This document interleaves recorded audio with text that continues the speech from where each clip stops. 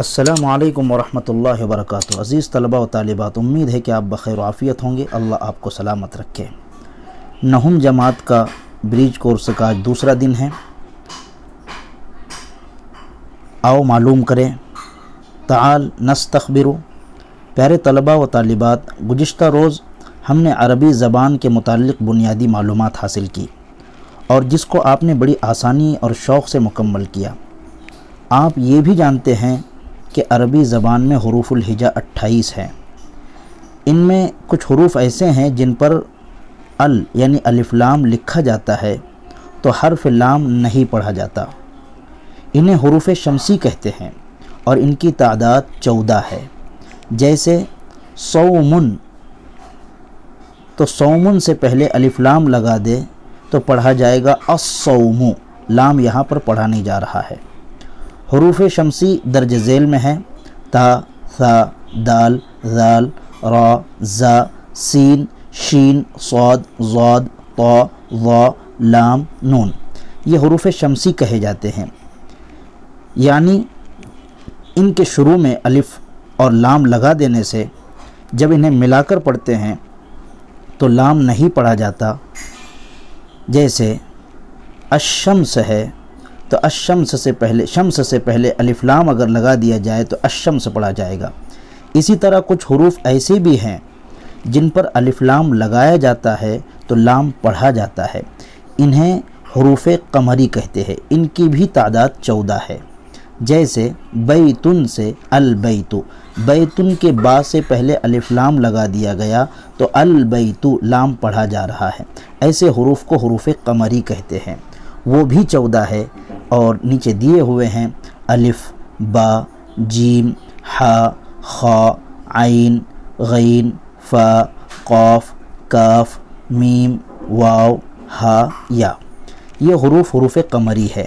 ان کے شروع میں الف لام لگا دینے سے لام پڑھا جائے گا، اور اوپر حروف شمسی تھے جس میں الف لام لگانے سے لام پڑھا نہیں جائے گا بلکہ لام حذف ہو جائے گا۔ اہلا نستحل، آؤ اہلیت پیدا کرے۔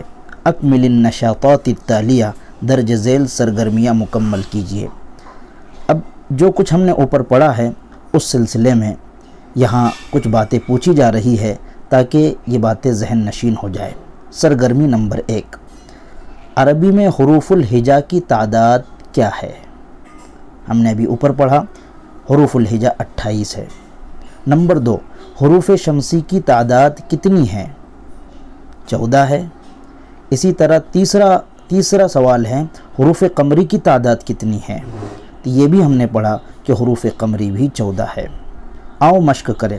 سرگرمی نمبر 2، اکتب قاف تحت الحروف القمریتی وشین تحت الحروف الشمسیہ۔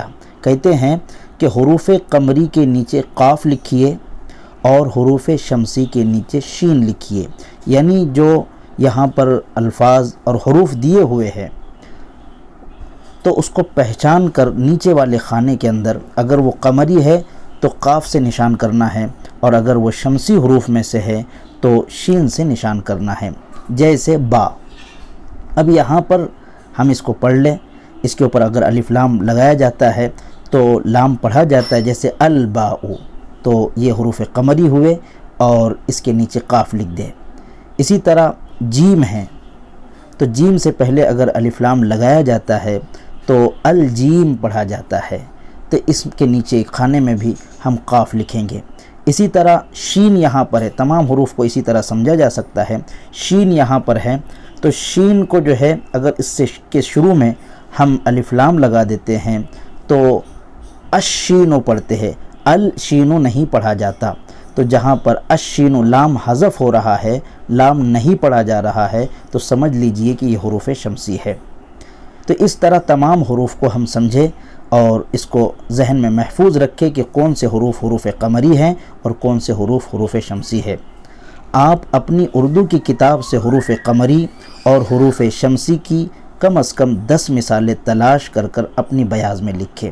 یہ جو کام ہوتا ہے، اس کام کے کرنے کے نتیجے میں اور مشق کے نتیجے میں جو ہے یہ تمام چیزیں ذہن نشین ہو جاتی ہیں۔ آج کے لیے بس اتنا ہی۔